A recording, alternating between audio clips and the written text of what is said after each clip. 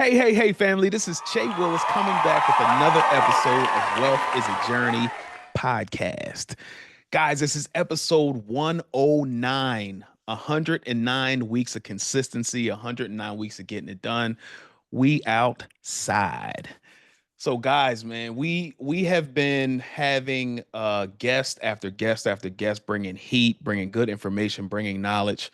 But you know what? I'm going a little too fast. If you are a new listener, watcher, or subscriber, thank you so much for joining us. On this podcast, we talk about faith, family, and finances, among other things. If you are a return listener, watcher, or subscriber, thank you so much for joining us. Again, hopefully, we're adding value to your lives on the way to the M's, because we are on the way to the M's. So let me go back to what I was going to say earlier. We've been bringing heat with all these guests, bringing knowledge and information on wealth building. But today, we have a very very special guest, my sister from the morning meetup, Coach Bree. Let's go, Coach Bree. Hello, what's going on? Yes. I'm super excited about this conversation because I believe that wealth and fitness go hand in hand. Reason being is because a lot of times we focus on getting money and we don't focus on our health at the same time. Now, if we do focus on getting money and not on our health, then we're going to spend a lot of our money on the health later on down the line with hospital bills, doctor bills, and things of that nature. But we're going to get into it. Coach Bree, if you don't mind just introducing yourself and just telling the people what you do and who you are, and then we'll go ahead and jump into it. Absolutely, Che. Thank you for having me. It's an honor to be on your podcast, episode 109. Shout out to episode 109. I love that. Let's go. My name is Coach Bree. I am based out of Atlanta, Georgia, but I am an online and in-person health and fitness coach. I mainly work with business owners, entrepreneurs, teaching them how to balance health and fitness with their busy lifestyle. So, like you said, making sure that all that money they're earning continues to stay in their pockets and grows while also prioritizing their health at the same time. Yes. I can't wait for this conversation, man. I cannot wait. So, I was the kid who was always focused on getting money, always. A reason being is because we didn't have a lot of money when I was growing up, whatever. It's been well documented on this podcast. So I had a dog walking service. I was sweeping up hair in barbershop at 8 years old. Like I was always trying to go get it. So my question to you is, who was Bree growing up? Who were you? Bree was that hustler. Bree was the same way. So, I am a product of a single mother of three, Mm, and mother all throughout my life worked two and three jobs at a time just to make sure that we had food on the table. But at the same time, she was always our number one fan at any sports things, any school functions, anything. So she taught me that we got to work hard. Like you got to go get what you want. There's something you want. You got to make sure that you go handle your business and you get it taken care of. So all of my jobs have been in either the service industry, as far as like waitressing, or in the fitness industry. So those are the only two type of jobs that I've ever had, actually. And I started my 10th grade year, I believe, something like that, at a gym that was opening. So we've been grinding the whole time. So there's always something. I'm always trying to figure out, what can I learn? What can I do? How can I get where I want to be? Just putting myself in certain rooms, but always knowing the bigger goal. I always knew that I was not somebody that was going to really work for somebody else for too long. I mm, started out very young. I did what I had to do, but I always yeah, knew that this was not for me. yeah. Um, so yeah, that's pretty much every gym. I kind of worked my way from just starting as front desk to trainer to general manager to anything like that, from the different levels. And then the same thing with the service industry, which actually kind of goes hand in hand when you think about it. Just For sure. serving people and actually getting to know people and having those conversations and making sure you're getting those good tips. Yeah, for sure. Was there one thing that happened to you that told you, hey, you know what, working for somebody is not really going to work for me at all? I won't say it was necessarily one specific thing that I can think of, but it was Mhm. more of a repetitive instance at multiple locations. So I was never one, I didn't really have a problem with authority or anything like that, but I just always had a lot of questions. I'm Mm, I'm the one that's asking a lot of questions, and if you don't have the right boss, they don't appreciate that all the time. Hmm. So I found that in a lot of the areas that I was in, I would have questions. And even this was even as an athlete, like my coaches, I had coaches that didn't really appreciate me asking too many questions, but then I had other ones that are still mentors to this day because they appreciated me asking questions. So I think it was just more repetitive. So as I learned how different businesses kind of run their systems and how they talk to people and things like that, I was just like, there's so many things I would change about this, and I don't have enough control here. So I just know this isn't my end all be all. That's good. That's good. So you mentioned that you were a an athlete. Were you an athlete all your life, pretty Yeah, much? And yeah. what was that? What was the thing? Were you what were you two sports, one sport? What were you? I was every sport. So growing up, I was pretty much forced to try every sport from tennis to swimming. I think the one sport I didn't do was softball because I have no hand-eye coordination. So the ball was too, it was big, but it was still too small for me. My sister, she's great at softball, but not me. But I played every sport. In high school, though, my main sports were volleyball, track and field, and basketball. Love the three to death. Those are my pride. I love it. I ended up actually I played basketball longer than any other sport, Mm, but I ended up running track in college. So I always did those three sports up until maybe my last, because track and basketball season kind of intertwined a little bit. So I stopped playing basketball my sophomore year, hmm. focused on volleyball and track, and then ran track in college. Okay. All right, good. So we're going to get back to that. But I had mentioned earlier, you were my morning meetup sister. Yeah. You're part of the morning meetup. So Mhm. my question to you is, and I know you said that you want to get in certain rooms all the time. Who was Coach Bree? First of all, how long have you been in morning meetup for? I joined Morning Meetup consistently starting October of last year. Okay. All right, cool. Morning Meetup has changed my life. If nobody knows what the heck I'm talking about, it is an entrepreneurship group where we meet every morning, hosted by David Shands. I'll put the link in the description and all that. So if you want to join, you can. Uh, this group has changed my life. This is the reason why I'm doing a podcast at all, talking about financial literacy and those things, and having guests on to talk to people about how to do life better, how to be a better human being, business person, whatever the case may be. Now, has changed my life tremendously. So my question to you is, who was Coach Bree before being in Morning Meetup, and then who's Coach Bree now? Yeah, that's a good question. Before morning meetup, I feel that I was more, I got to do it by myself. I got to figure it Mm, out. This hmm. independent, I got to go figure it out. I'm gonna watch all the YouTube videos that I need, and then I'm gonna implement and I'm gonna do this. So I think that was me more so just thinking that I could do it myself. And now that I've been in morning meetup and I'm getting to know people, I'm joining the calls, I'm talking on the calls, I am realizing that I don't have to do it by myself. There's Hmm. a good amount of people that have good intentions and want to see you win and want to be a part of the process, and people that I can even help too, not necessarily just, them helping me, but it's a give and take. Yeah. So really being a part of a supportive community that always just looks at how can you be better? How can I help Yeah. you be better? And I Yeah. love that. You know what's crazy to me now that you're saying that? I think as a community, African Americans specifically, the ones that I know anyway. I'm not gonna talk about all African Americans, but the people that I know, it was like a badge of honor to be able to kind of get it out the mud and do it on your own. And like being in a community, you figure out quickly that that's stupid. Get it out of the mud for what? Like if you Right. have somebody who wants to see you do well and is rooting for you, why not try to pull different information from them, get nuggets from them, pull resources from them? They may know somebody who can get you where you want to be. Why not do that? Do you feel the same way at all, or did you before you join the group? Yeah. So, and I see that a lot with my clients too, is I think we're just hurt.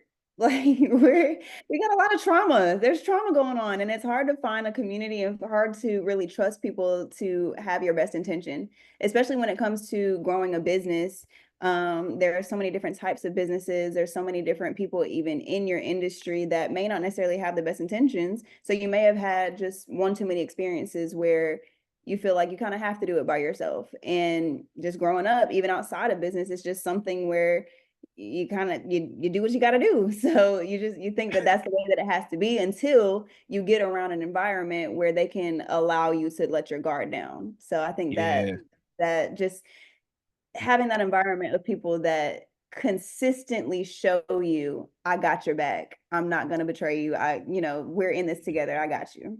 Yeah. And I think also too, to your point, is it's we're in communities where people may want to see you win, but if you do something outside of the norm of what they're normally seeing, then they may talk to you like, well, why do you want to go ahead and do that? Why do you want to go ahead and start your own business? Like, what do you want to do that for? But then it causes you uh maybe a little bit of fear of judgment and things of that nature, which is the reason why I for so long I've been in the morning meetup for like almost 3 years now. And the first year I didn't really talk at all. And I think now that I'm thinking about it, it was because of that.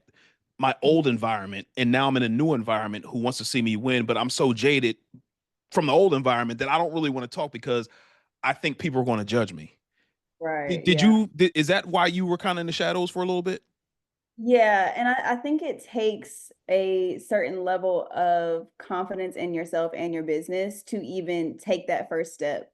So there are some people where it's like they're not even going to put themselves out there at all, which Hmm. is, and I won't necessarily say that that was my situation. I just thought that I was okay. I just didn't necessarily feel that I needed that to be successful because you see stories and you try to emulate other people and you have certain role models that are like, oh, I did this by myself. I did that. So you kind of think that that's kind of the way that it goes. But I just didn't think I needed it. And then there are other situations where it's kind of like, your fear, you're afraid of being judged. And when it comes to being a business owner, being an entrepreneur, that can play a huge role. Like that can take a toll on everything that you do. And you just have to people that aren't in business, they just have a certain level of judgment because it's like you're making it hard for what? And they don't get it. They don't get Yeah. that. They don't get the bigger picture when you're kind of in the beginning stages and you're in the trenches and they're like, you're making it hard for what? Just go get a job. But as other business owners, we understand like, no, focus, lock in. Like this is what you need to do. But it's just, when you're not around that environment, it's just like you kind of isolate yourself and you don't necessarily know that there are people out there that actually do support you in that way. So this community has definitely helped me understand that there's so much more than just my recent exposure or my past exposures. Yeah, super dope, man. I just wanted to make sure that we mention that because I know that there's going to be somebody who watches this podcast who's scared to start something because they are in currently in that environment where people are judging them and don't want to really see them win.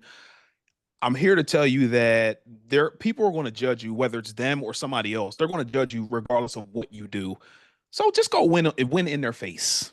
You know what I'm saying? Exactly. Just go win. And everything will be fine. They're going to judge you regardless. So just go win, please. Now And what I go ahead. in addition to that, I want to say lose boldly too.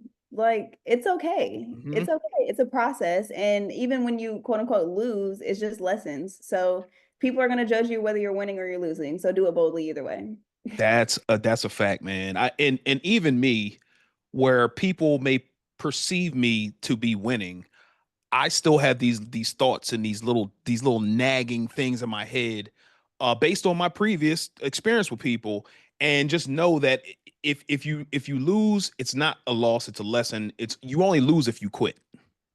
So Exactly. to your point, just keep going. So um, I'm glad we talked about that and hopefully that helps somebody. But let's go back to what you were talking about. You were a college athlete. Um, you've been an entrepreneur for how long before I ask my question?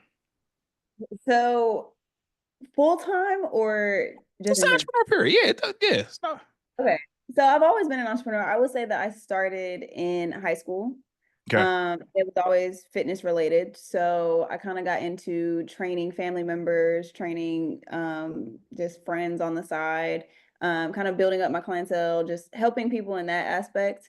Hmm. I was that kid, like, you see those stories of the lemonade stand. I was Yeah. that kid that tried to get my dad to let me do a lemonade stand, and they talked me out of it. They don't I won't say they don't support it, but they're the go get a job type of people. Yep. But definitely like third grade, even younger, like I was trying to figure out how can I start a business? How can I do something different? I just always wanted to be different.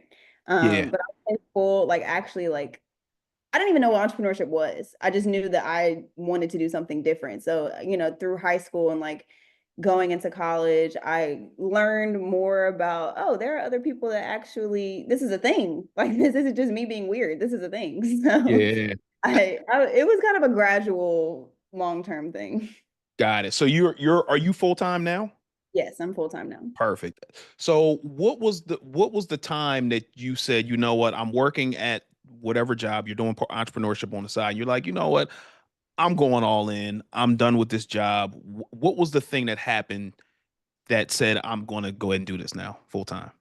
Yeah, so like I said, my mother was somebody that always worked two and three jobs at a time. Hmm. So naturally, that was me. And in 2023, probably around October, November timeframe. I was working two jobs. So I was working in the sales office at Top Golf, and then I was also working as a trainer at Lifetime Fitness. So I'm doing both. Top Golf is a 9 to 5.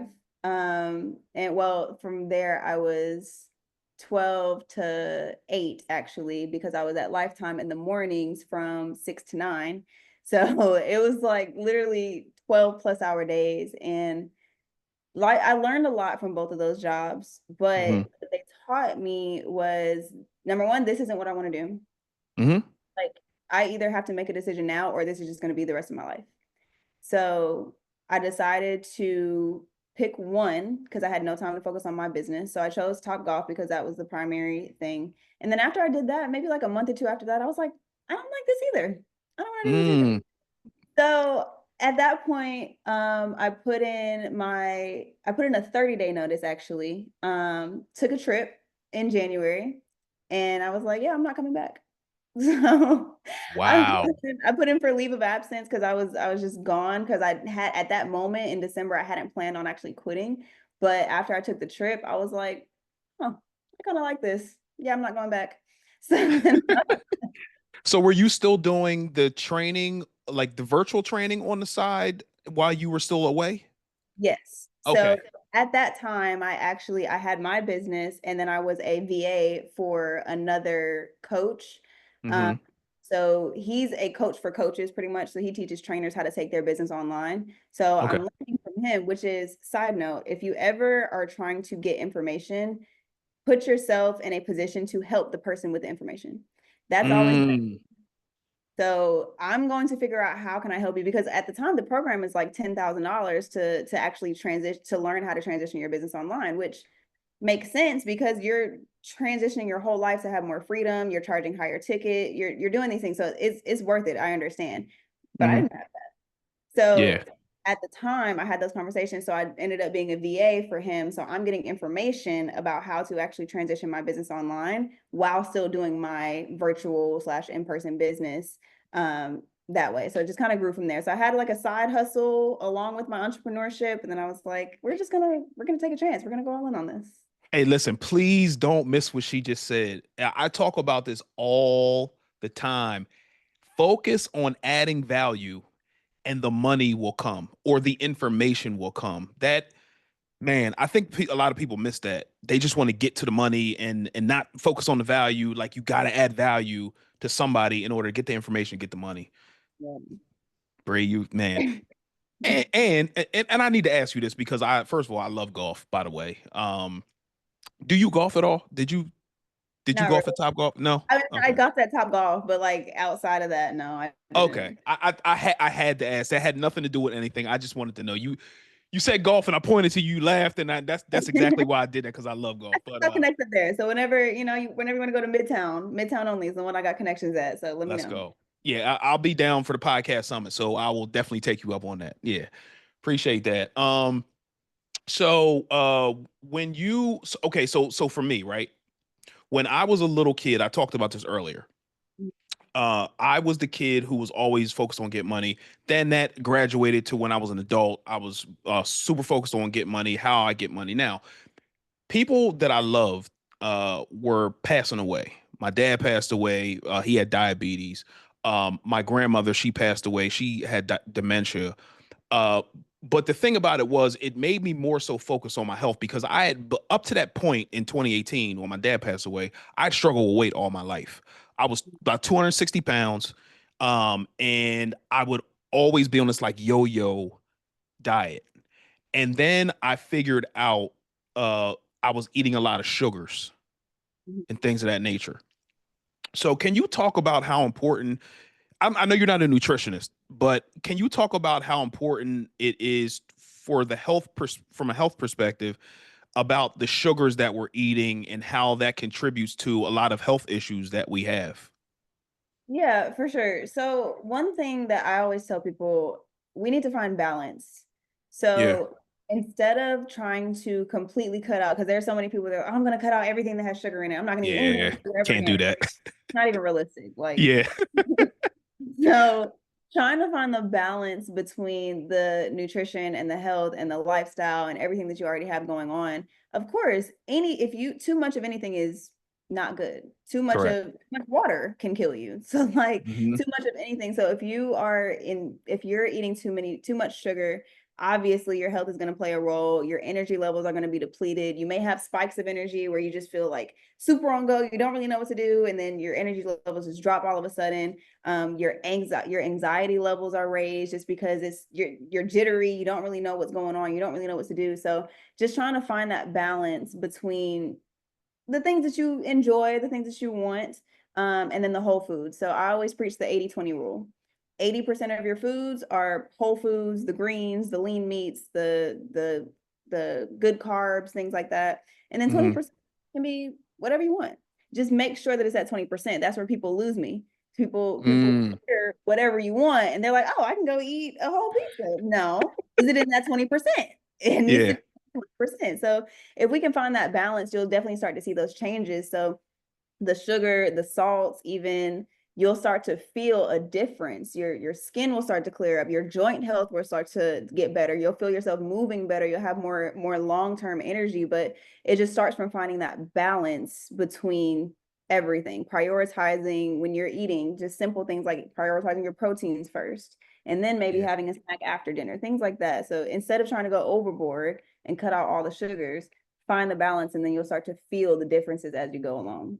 Yeah, it was a for me it was a gradual thing. So I did the keto diet. And what happened was is a friend of mine was doing a keto diet. I started doing a keto diet and then like immediately, probably like a week, maybe 2 weeks after, I started noticing a difference in my clothes. I did have a headache for like 2 days because of the sugar, like I was kind of crashing and I ate a lot less sugar. So what the keto diet did for me is it forced me to pay attention to what I was consuming. So it was really, really good. And so I think that that's a big thing as well, like paying attention to what you're eating and what you're consuming because my father-in-law told me you can't outwork a bad diet.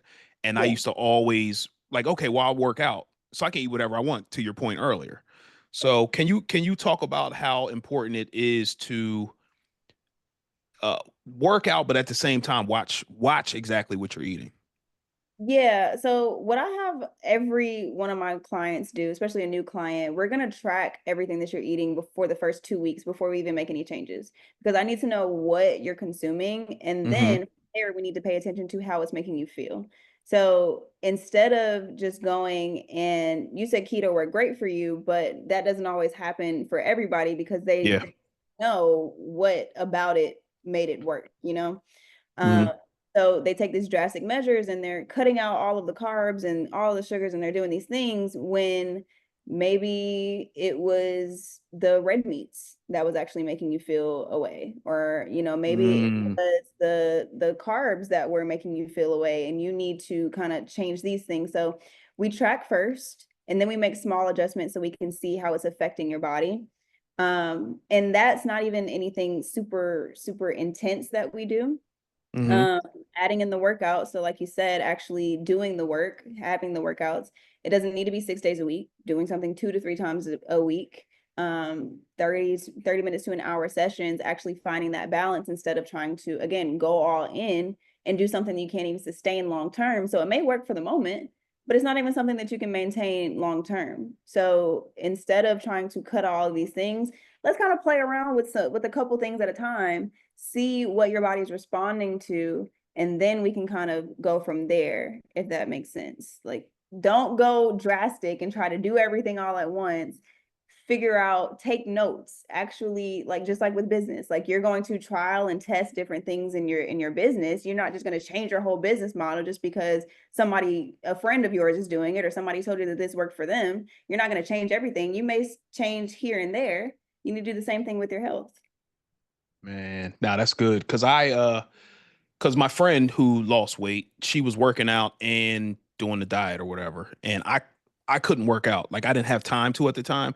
So what worked for me that was different from her is she incorporated working out and eating or not eating certain things. So I just went off the deep end, stopped eating certain things. I started seeing results.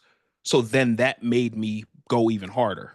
Mhm. And then I incorporated working out when I had the time to, like riding bikes. We ride 20 miles at a time. And now I just started incorporating running in there because I'm just like, for me, now that I understand like family dynamics and things of that nature, like what didn't work for other family members.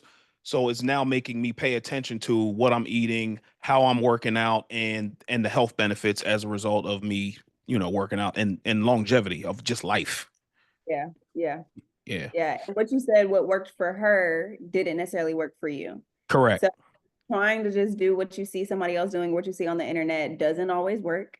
Correct. Um, and then another point you said something about your family and your health. So, oh, you said you jumped off the deep end and you saw results. So that Yeah. helped stick with it. Hmm. So for some people, that's what you got to do. Some Yeah. people don't necessarily respond to the baby steps. They need drastic measures. Some people don't respond to the drastic measures. They need baby steps. So you and your friend are two completely different situations. So you just got to pay attention to what works for you and Hmm. continue that progress, make these adjustments. And, if you try one thing and it doesn't work, this is not something that is supposed to be a quick fix.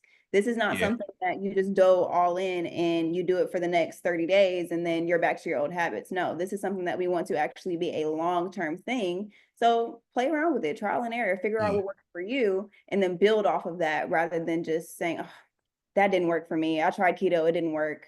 So what? Now Yeah. you're gonna go back to eating some BS like you were doing before? Try something else. This is good, man. This is good because I think a lot of people struggle. Well, for me anyway, I'll talk about myself. So for me, when I was doing the yo-yo, it was I would lose weight, I would feel good about myself. So I'm like, okay, I can eat whatever I want now because I lost weight. S- But then I realized when I lost weight and I maintained it for a few years, it has to be a lifestyle. So how Yeah. do you get people to that point who struggle and go through that yo-yo diet and losing weight, gaining weight? How do you get them to lock in and make it a lifestyle? Yeah, so we figure out what makes them happy. So the best balance or the best workout, the best diet, the best anything involving your health is going to be what you enjoy. I can tell somebody all day, every day that high protein, strength and conditioning, walking 10,000 steps a day, that's going to be the best way to actually lose fat and build muscle and get the results that you want. I can say that all day. But if you hate Hmm. strength, that's not going to work for you. So figuring out what you actually enjoy, how it fits with your lifestyle. So for example, I have clients on two completely different ends of the spectrum. I have one client that she loves working out, but she wants to stuff her face all day. And then I have Hmm. another who she somewhat enjoys working out. She'll do it, but she doesn't eat anything. She's one that it's hard for her to actually eat more consistently, but she's overweight. So there are two different two different approaches that we have to take with them. So we just figure out what small tweaks we can make, what actually fits into your lifestyle, what's not going to be something that takes away. Because even me as a business owner, I understand we don't want this to take away from your business. That is your pride. That is what you have going on. That is the goal. So how do Yep. I fit what I do in with your ultimate goal? We have to figure out that Mm, it's different for everybody. So we figure out, so for example, if somebody is currently waking up at 8 a.m. and they're sitting at their desk on calls from 9 to 5, they may have kids that they have to pick up from school. Okay, let's get up a little bit earlier, just a little bit. We're not gonna make it too crazy because there are gonna be some sacrifices that have to be made. hmm. But I'm not gonna say you were waking up at 8 a.m. Now I need you to wake up at 4 a.m. And like, no. Yeah. So how do we find things that actually work that may be a little bit uncomfortable, but they're still manageable for where you are and what your goals are? Now, do you have them wake up maybe 15 minutes earlier with the intention on getting them to wake up 45 minutes earlier, maybe 2 to 3 weeks later to kind of ease them into it?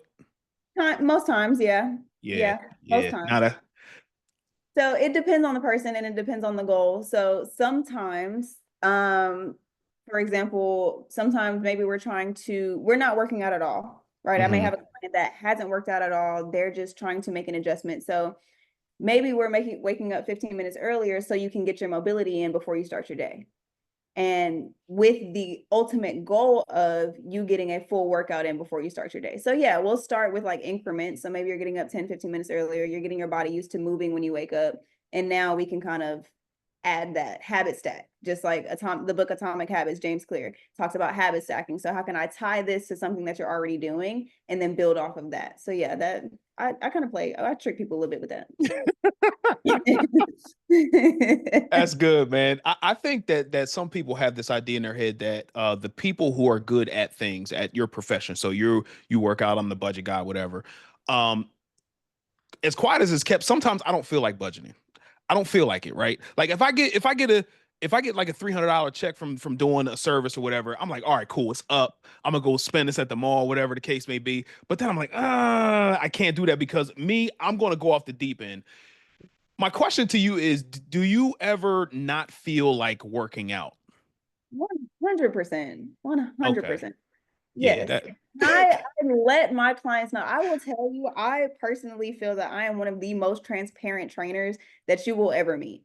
I am going to practice what I preach. And if I fall off, I'm going to let you know that I fell off just like you because I am no different. Just because this is my profession doesn't mean that I'm just sitting here, I'm eating nothing but greens all day and I'm working out 6 times a week and I'm not drinking alcohol and I'm in bed by 9 p.m. Well, I don't go out anymore. So that is choice. I am in the house by 9 p.m., but I'm not going to, I always preach lifestyle balance. So I'm gonna have some wine whenever I want to. I'm gonna miss a workout every now and then. Maybe I'm working out 3 times a week, but the trick is, or the caveat to that is I have an accountability partner too. I have mm, somebody that is holding me accountable for the things that I said I wanted to accomplish, just like I have my clients do the same thing. We need the same type of accountability, the same type of system, the same weekly check-in that my clients fill out, I'm filling out for myself because I'm holding myself to the same standard because I'm not going to expect my clients to do something that I'm not doing. But yes, 100%. Like there's going to be times where I don't feel like doing it and I'm going to listen to my body, but I'm also going to ask myself, am I being lazy or do I actually need to rest? I'm going to have a mm, conversation with myself. And if I'm just being lazy, I'm going to, all right, let me get yeah. up. So my question to you is, how do you differentiate the two between lazy and I need to rest? How do you do that? So there's a form that I have my clients fill out, but that's a whole other thing. It's just actually asking yourself the questions, why am I tired right now? Am I Mm, tired because I didn't get much rest? Am I tired because business is stressful? Am I tired because family is stressing me out? Or is this, and if those things are going on, is this something that I can push through? And mm, there are going to be times when you feel like, no, I just need to rest. I do not feel like me forcing myself to do a workout right now will be productive. I genuinely don't feel like that. And these, me personally, because I've been doing this for so long, these are conversations that I can have with myself and I can differentiate the two. My clients, we need to have this conversation. That's why we need open communication. They have access to message me 24/7.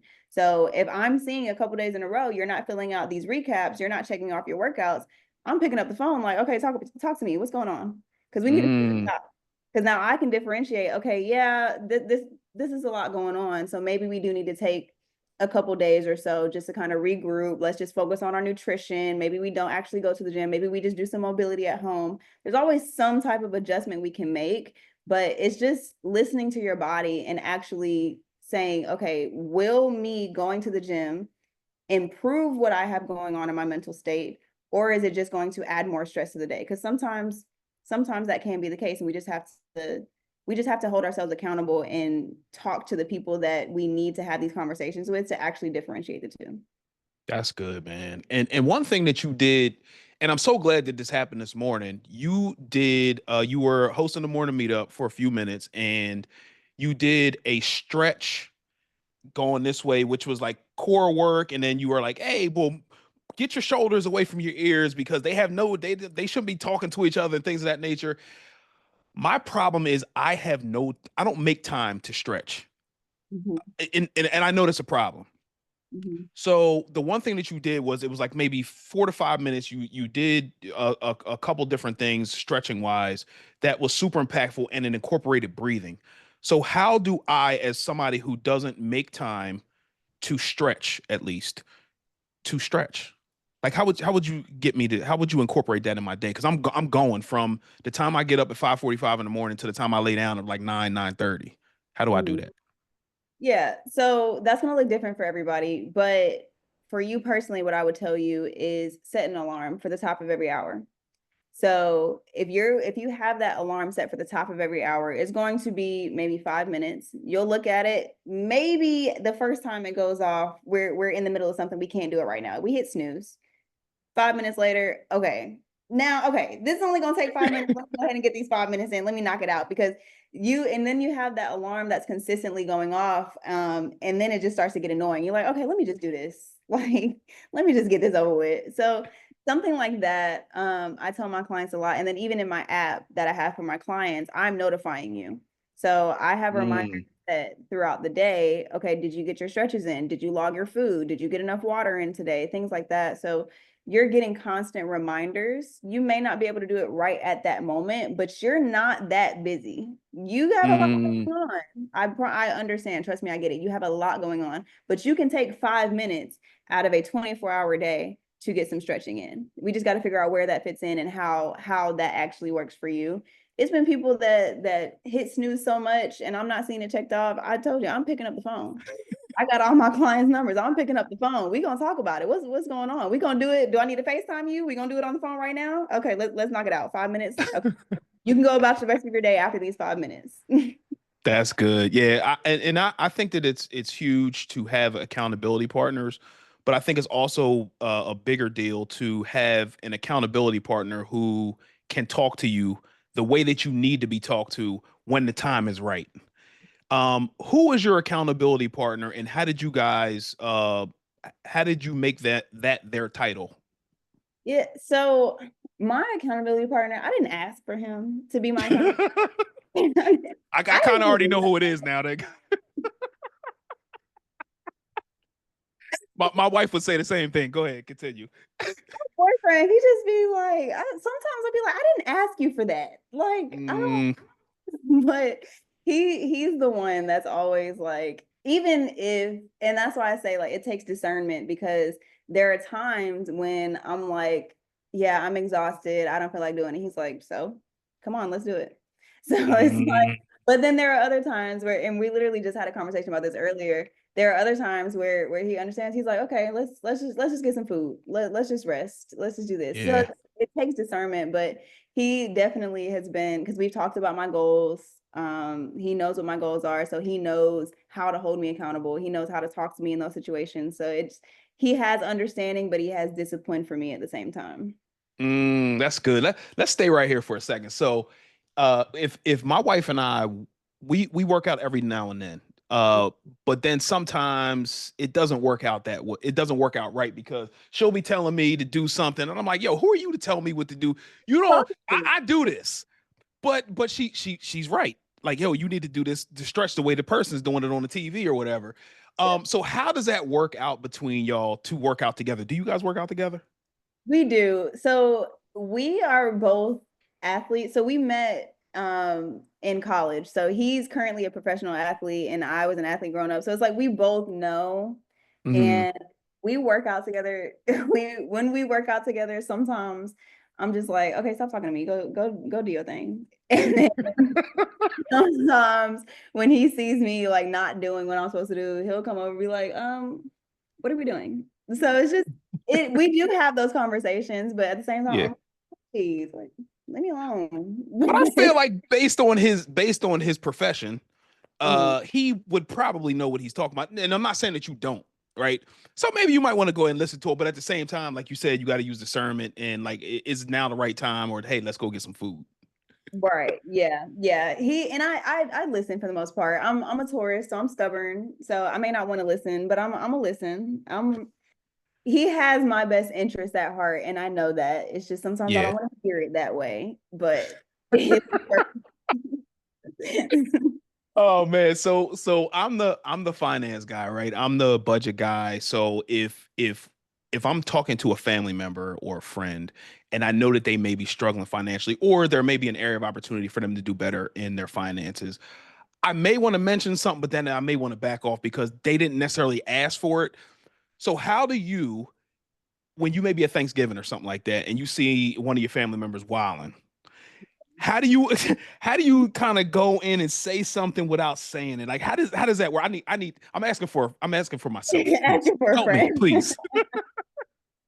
Honestly, what's crazy is it's just a look that I don't even know I'm giving at the Yeah, I gotta catch time. myself too. I gotta catch myself doing that too. I'm sorry. Continue. No, that's exactly what it is. So it's like sometimes I don't even be meaning to. And then I'll see somebody going back for third plate and they look at me and they like, let me just put this down.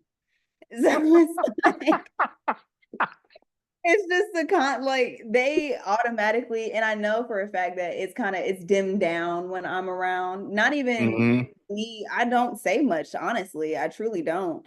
But sometimes they'll come to me and they'll ask questions. And then if it is somebody that has asked me a question in the past, if we're in person and I see it going on, I may mention something like, didn't you say that you oh, okay. Okay. So So then it goes back to the accountability thing. Like, how do you that's it's tough for me, man, because I want everybody, and I'm sure you do as well. You want everybody to be healthy because you know the benefits of being healthy. You'll live longer, things of that nature. And I want people financially to be doing better because it then trickles down to the kids.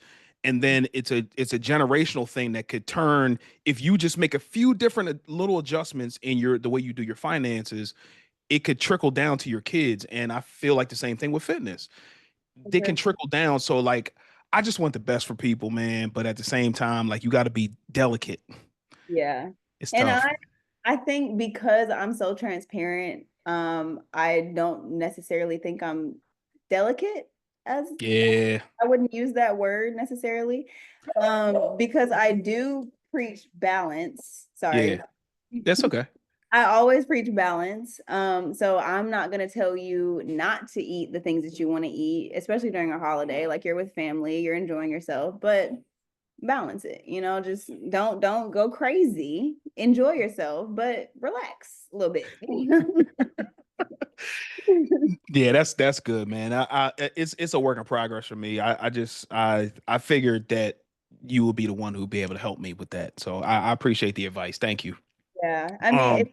honestly, I will say that majority of the times, they're going to respect what you have to say anyway. So if there's Mm, something on your mind or something on your heart that you feel that would be helpful, you have good intentions. So it's going to, I feel like it's naturally going to come off the right way, either way. mhm. If it doesn't, it's what they needed to hear anyway. So No doubt. Yeah, and we're reading the book How to Win Friends and Influence People. So I'm taking a lot of the little gems from this book and like, all right, how do I get them to say that they need to budget better so they can have more money? Like how do I get them to say it? You know what I'm saying? Nah, that's good. So how do you make, like, working out is a chore to a lot of people. Mhm. How do you make working out fun but effective? Because, and the reason I say that is because earlier you said you want people to do the things that they enjoy doing. But if they're eating more than they're doing the thing that they enjoy, then their weight is probably going to spike. It's going to go up, right? So how do you make working out fun but effective? So for me personally, with my type of training, I do small group strength training. Mm-hmm. So I personally, from my experience, one-on-one is not the most effective form of training to do that because it's just me and you. There's only so much Mm, can have in that. But majority of my clients, especially being business owners, entrepreneurs, you're competitive. You're naturally competitive. So for if you're in sure. a group with even one other person, but anywhere from one to four or five other people, you're going to be a little bit competitive. And there are like some things that we can do in the session to, so and so lifting more weight than you. What we doing about that? Like things like that, just Yeah. kind of adding that competitive spirit in there. And then even throughout the day, I have competitions in my community where, okay, who can get the most steps today? Because I have partnerships with some brands. So, okay, whoever gets the most steps this week collectively, you're gonna get a free sweat house session. So Mm, like that, just having little competitions because that works in any environment, honestly, but especially when it comes to driving fitness, just mhm. how can I give you, just like how to win friends and influence people? How can I give you a little bit more incentive to want to do this task that I have that may not necessarily be the most fun? How can Mhm. I make you enjoy that a little bit more? That's dope, man. And that made me think of, I was in Atlanta for Dave's My First Million conference. Yeah. And I don't know if you know this person. This is my first time. So I was staying at a friend's house and I went to go work out with his wife. And she took me to this fitness studio. I forget the name of it, but do you know a trainer named Alpha? Alpha. She is a woman, but she anyway, we were in a workout session and she's yelling at us, and I'm talking trash to the people that I'm working out in front of. They talking trash to me, and it made it more enjoyable to push each other because we were in competition. To your point, so maybe when I come down there, I'm gonna go work out with them again because I told them, like, yo, when I come back, I'm showing off. So maybe I can get a session in with you as well, man. Good. I enjoy, before working out was a chore. I think because I saw results, but I didn't really see results. But now that I see the results, I want to continue on this. Like, again, like I talked about earlier, it's a lifestyle now. So I want to just be in the best shape I can so I can live as long as possible to spend these M's. Yeah. Yeah. Let's go. Yes, let's go. Let's go. Hey, Bree, this has been amazing, man. This has been an awesome conversation. But I do have a few more questions for you before I let you go. I know you're a busy person. I get it. But uh, you said brand deals, so I want to talk about that. That's first of all, that's huge, and congratulations for getting brand deals. Tell me about that first brand deal that you got. Was it free? Was it free merch? Was it a check? Tell me about that phone call that said, "Hey, I want to work with you. Let's go. Let's get it." Yeah. So it's still a work in progress. I'll be honest. It's still Okay. something I'm working on growing and developing. But the first one was with a supplement company. Okay. So they wanted me to do content and they sent me a list. It's like a 3-page list. And they're like, pick 10 items. We're going to send it to you. You just got to record content. I'm like, okay. I'm It's getting free lit. stuff. Yeah, I'm getting free stuff. They got a bunch of different things. So I'm going through that. But I will say that process, kind of trial and error process of like figuring out how can I get the deals without compromising the integrity of my business. That Mm, has been something because there honestly, I don't want to discredit and say it's easy to get brand deals. It's not necessarily easy to get brand deals, but it's easy to get bad ones. So there are a lot of like, mm, not necessarily good companies out there that are just trying to get partnerships, and their brand or their products may not necessarily represent what you and your business represent. So I went through that a lot in the beginning. okay. Um, And now where I am currently, there are a lot of big names and they are giving, I do events, so I do quarterly events. Oh, So dope. Okay. they're giving me giveaways for the events. The very first one I had was in November, and Sweat House, I mean not Sweat House, Hyper Ice gave us a massage gun to actually raffle off. They donated a bunch of their equipment for us to use at the event.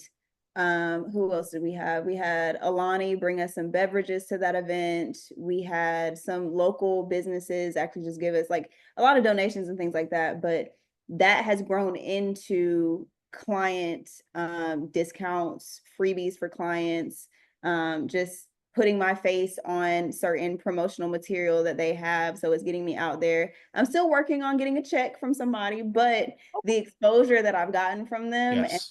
the actual partnerships, even Lululemon, I've been in a lot of good conversations with them and even in conversation about becoming an ambassador. So, just putting myself in the position to have the relationships Yeah. regardless of whether it's a checkout front or anything like that. But they help me out. We have good relationships. We're building momentum between that, and it's been a journey, and it's good. I love it.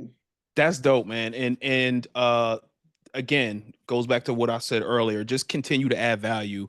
They know your name, so the Yeah. checks are coming. Like I feel the same way. And as an entrepreneur, there's nothing better than to get paid for any services that you offer. But at the same time, again, you got to continue to add value to build up to be able to say for them to hand you a check. I do free stuff as well, still. Yeah. And I feel like the I'm just sowing seeds right now, and then my harvest is coming. So so keep doing your thing. That's amazing. So now my question to you is, where is Coach Bree in the next 3 to 5 years? Well, talk to me about that, please. Yeah. Okay. Okay. So I have always wanted to open up a competition facility. So Mm, well, not growing up, but when I was in college, I ran track. There were no indoor tracks in Georgia, which is understandable because it's not, we're not cold. It's not super cold here, but we do have an indoor season, and we hmm. always had to travel out of state for our indoor season. So that made me want to actually open up a competition facility. So that has always been my goal, Dope. along with my own training facility. So within the next 3 to 5 years, these facilities are going to be up and running, fully Let's go. functional, hosting competitions of all sports, training people of all athletic levels. That's where we are. That's dope, man. Awesome, man. Hey, listen, I know it's up for you, but please don't forget about the little people. Please. Please. Taylor's will never be one of the little people. I Never. appreciate that, man. That's what's up, man. So my last question to you, well, not the question, but can you just tell the people like how they can work with you, where to find you? I'm going to put all your information in the description, but I at least want you to talk about it, please. Course, yeah. So I am based out of Atlanta. So if you are interested in in-person training, you can meet with me in Buckhead. I have a website called breezyfitco.com, BREEZYFITCO.com, which will give you all the information you need, whether you're interested in person or online. You can fill out that. We can book a call. We'll go through a free health assessment and we'll get you right. Let's go, man. Let's go. Bree, this has been amazing. I appreciate your honesty, and I appreciate the nuggets that you gave because working out doesn't necessarily have to be a chore. Make it fun, make it enjoyable. And I feel like if a lot of people did that, then they would see a lot more results. So thank you so much. Do you want to leave the guests with any parting words at all?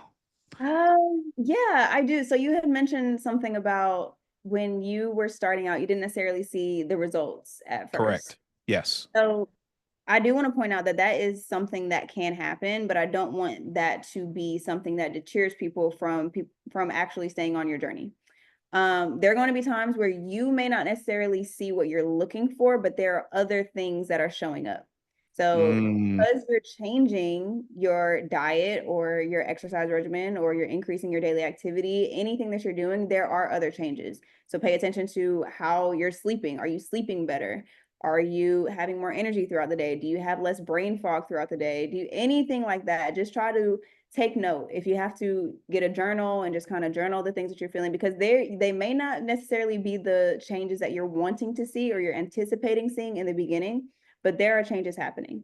So find that, and that will help you stay on that journey a lot longer. Let's go. Let's go. And quiet that little monster in your head saying it's not working, because like you said, it is working, man. Just keep putting one foot in front of the other and go. Free, thank you again so much for being on Wealth is a Journey podcast. We appreciate you. Guys, listen, man, we dropped so many gems on this episode, man. And again, if you are on your wealth building journey, please, please, please do not forget to incorporate wellness in your journey, because it's huge. Because if you don't, then listen, them M's that you're getting to, they're gonna go right to the doctor or the hospital, man. So let's take care of ourselves and stick around so we can see our babies live, and we can spoil them. All right, Absolutely. thank you so much for joining us again. Wealth is a journey. We will see you next week. Peace.